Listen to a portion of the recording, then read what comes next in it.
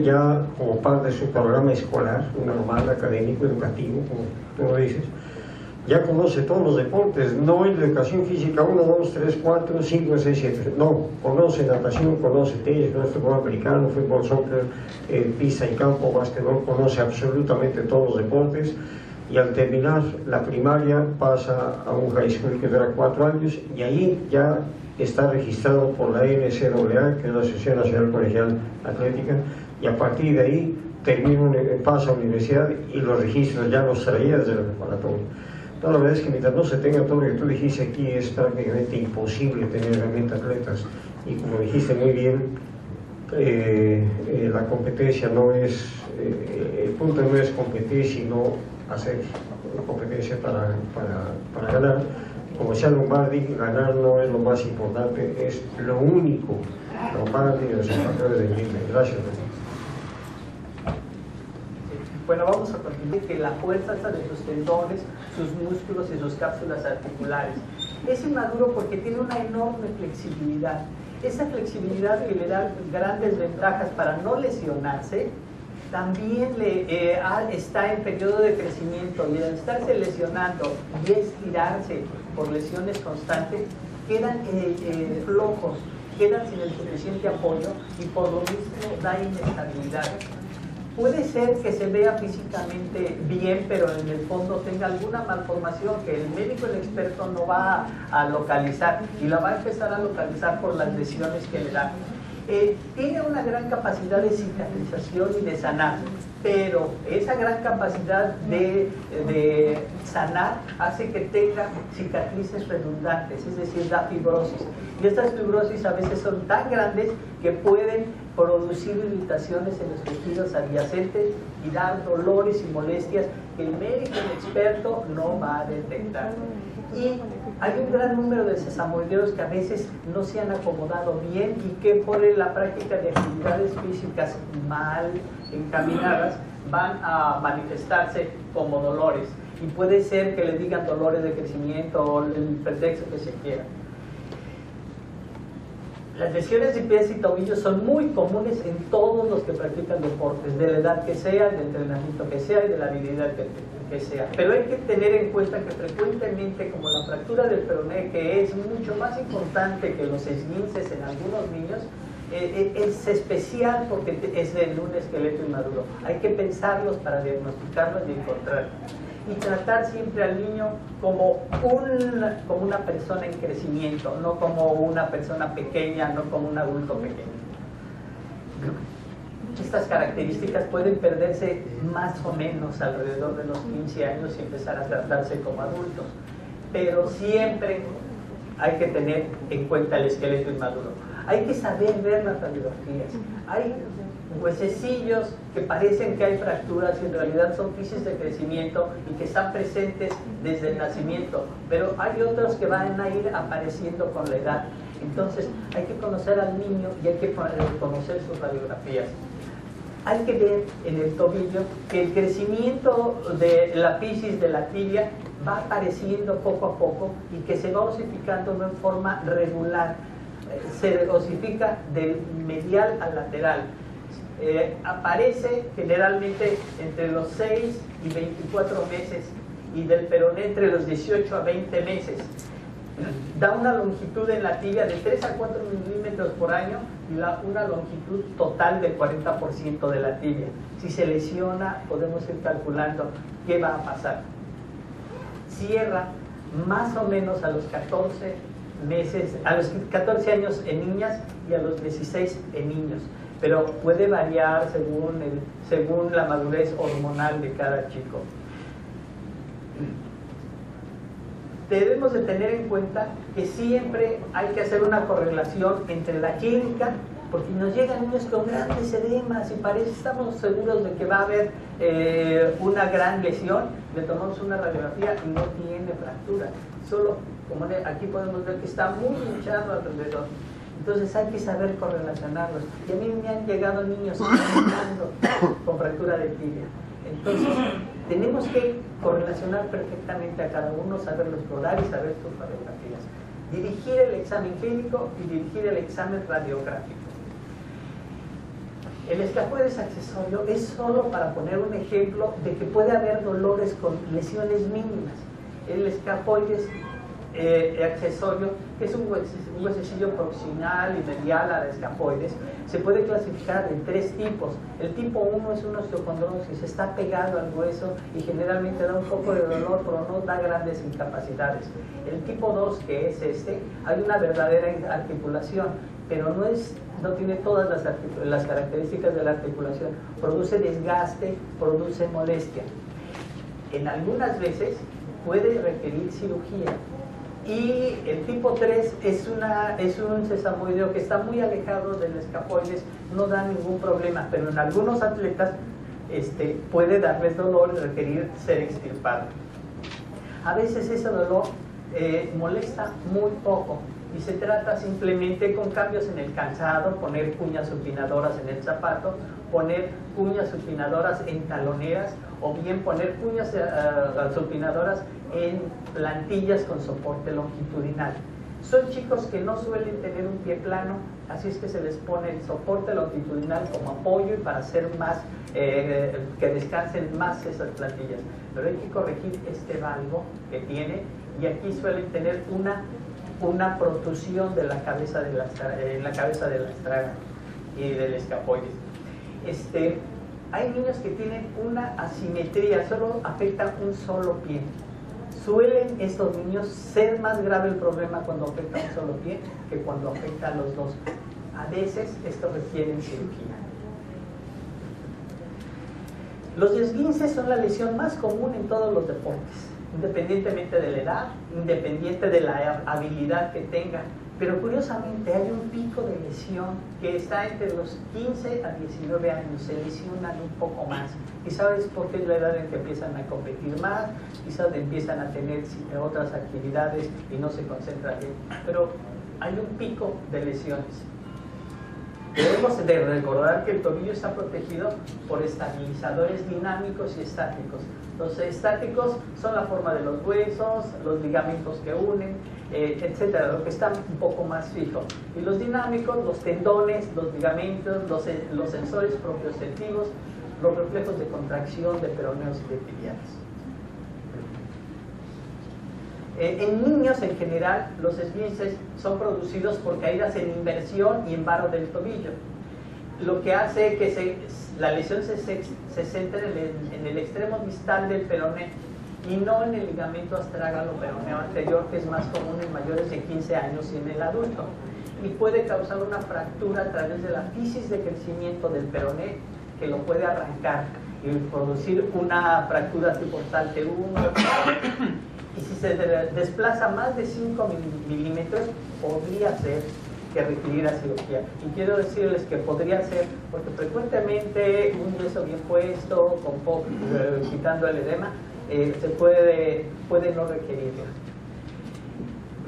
Esto nos puede llevar, los esguinces frecuentes, a inestabilidad crónica del tobillo, que puede ser clásico en niños y difícil de encontrarlo en el adulto. Es por esguinces frecuentes o por microtraumas que hacen que los tendones queden elongados, quedan estirados, lo cual en el adulto es muy difícil que suceda, que queden flojos esos. Pero es por esguinces frecuentes y se manifiesta por inestabilidad del tobillo. Pueden ser inestabilidades de dos tipos, la mecánica o la funcional. La mecánica se puede descubrir solo por estudios dinámicos, radiográficos y aún requerir artrografía. Frecuentemente requieren de anestesia para poder llevarlos a la posición adecuada y podrían necesitar cirugía. El funcional, que es nada más cuando hay algunos movimientos, lo suelen manifestar porque sienten que no les estabiliza bien. El chico siente que el tobillo se le va, es que no me obedece, voy corriendo y se afloja, se le va el tobillo. Y generalmente se puede corregir con ejercicios de fuerza, de propiocepción. En una de las pláticas anteriores, alguien dijo que hay que evitar que utilicen el brincolín, el tumbling. El tumbling da muy buena estabilidad en los tobillos. Hay que saberlo llevar solamente, no hay elemento malo, hay que saberlo utilizar. La inestabilidad mecánica es por la similitud ligamentaria, suele haber un cajón anterior, pues se descubre generalmente por radiografías bajo anestesia, si no va a tener reflejo de contracción, es muy difícil de encontrarlo. Podemos verlo porque hay protrusión del astrágalo, se dice que hay un astrágalo inclinado, hay reflejos de contracción cuando nosotros tratamos de llevar en bar o tratar de hacer un cajón anterior, y las radiografías solo se encuentran que tienen el problema cuando se hacen bajo anestesia. Suele necesitar solo fisioterapia, el fortalecimiento de peroneos, reeducación neuromuscular, y con esto quiero decirles que hay que dar ejercicios de equilibrio para que hagan fuerza con todos los músculos de la planta del pie, los interóseos y del tobillo. Hay unas tablas que tienen una pelota abajo, o poner una tabla sobre un palo de escoba para que hagan ejercicios de equilibrio, que caminen en el borde de una banqueta o sobre una raya. Y en determinado momento hasta cirugías para restaurar la tensión de los ligamentos. Siempre el tratamiento principal en niños es fisioterapia, ejercicios. Y si no, pensar en una cirugía anatómica como primer punto o una no anatómica. La hoz subperonea, que también se divide en tres. El principal puede ser por una abulsión o por una osteonecrosis del borde inferior. Y solo la tipo 2 puede dar algún tipo de problema de inestabilidad. En general se trata igual que un esguince, con inmovilización, con frío y calor, con contrastes. En caso de que la hoz subperonea sea muy grande, pues se puede operar o se puede intentar poner vendajes para la práctica del ejercicio. Si se llega a la cirugía, hay que hacer la resección, pero frecuentemente requiere de una reconstrucción del ligamento peroneo astragalino anterior. Hay una forma de esguince, de dolor en el tobillo, que es muy difícil de encontrar en los adultos, que es la proliferación de tejido inflamatorio en el ligamento peroneo astragalino anterior, que se conoce como menisco fibroso. Crece tanto la cicatriz detrás de este ligamento que se forma una bolita de fibrosis que duele bastante. En la zona hay edema, hay una pequeña protrusión sobre la zona, cierta inestabilidad, y para ser diagnosticada se suelen requerir radiografías bajo anestesia y aún resonancia magnética. Su tratamiento es fisioterapia, contrastes, ultrasonido, y puede necesitar infiltración. Y si molesta mucho puede requerir cirugía abierta o artroscopia, y después reeducar la marcha y darle ese equilibrio. El ligamento peroneo astragalino anterior es con sus dos fascículos, el superior y el inferior. Aquí, atrás de él, sobre el seno del tarso, se llena de tejido fibroso, y con el ejercicio se va desgastando hasta quedar una bolita detrás. Ahí es donde se localiza. Hay que retensarlo, este es el ligamento. Hay que evitar en la cirugía los nervios adyacentes.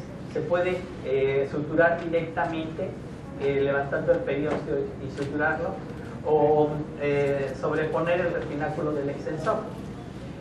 Si no es posible rehacerlo, porque a veces los extremos se retraen, pues se hace la cirugía de Evans, en que se toma un pedazo del peroneo lateral corto, se tunelifica el peroné y se fija el periósteo.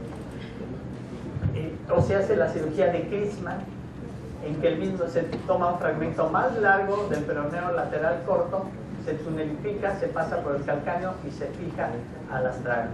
Esas son las cirugías más comunes para este tipo de lesión. Bueno, ya hablando de cosas más específicas, puede ser el pinzamiento anterior tibioastragalino, en que se forma un osteofito anterior y distal en la tibia y el cuello del astrágalo. Puede ser causado por tracción de la cápsula anterior, microtraumas en el tobillo anterior, y dan inestabilidad y mucho dolor. Es producido por los deportes donde hay giros repetidos, como es el fútbol, como es la práctica de patinajes, etc. Y se caracteriza por una línea en la línea articular anterior y hay inestabilidad del tobillo. Hay una protusión en el cuello del tobillo muy dolorosa. Esta sí suele requerir cirugía. Hay que resecar la protusión ósea, hay que resecar un extremo de la tibia para que no esté chocando con el astrágalo, sobre todo al dar dorsiflexión. Afecta principalmente a bailarines, a escaladores, a saltadores, a quienes practican mucho patinaje. Y comprime en el calcáneo posterior también, sobre todo cuando hay lesión en la parte posterior. Por lo cual, las niñas que practican ballet deben empezar a pararse de puntas cuando tengan ya cierta madurez esquelética, más o menos a los 13 años, según los programas que se sigan, pero debe de ser después de los 13 años. En el tobillo posterior hay que tener en cuenta la osteocondrosis del calcáneo, enfermedad de Sieber, que puede ser dolorosa y se puede tratar casi solamente con un tacón o una talonera. Puede haber una presencia de ostrigo, ¿no? Que como todos los problemas de huesecillos tienen un pico de lesión entre los 8 y los 11 años y después como que se les pasa, desaparece el dolor. Y hay una profusión en la zona donde se encuentra el dolor y puede requerir en algunos casos cirugía. Por lo cual hay que empezar a tratarlos como cualquier esguince, con AINES, con fisioterapia, con contrastes, calor y hielo, con taloneras. Eventualmente requieren infiltraciones no más de 3 veces al año y cambiar las actividades físicas. También hay que pensar sobre todo en la parte posterior del tobillo, en la tendinitis del flexor, del largo del primer dedo. Es común en bailarinas, en corredores de distancia, en futbolistas y en deportes de salto. Hay un dolor posteromedial en el talón, en la zona del calcáneo, que se puede confundir con radiculopatías.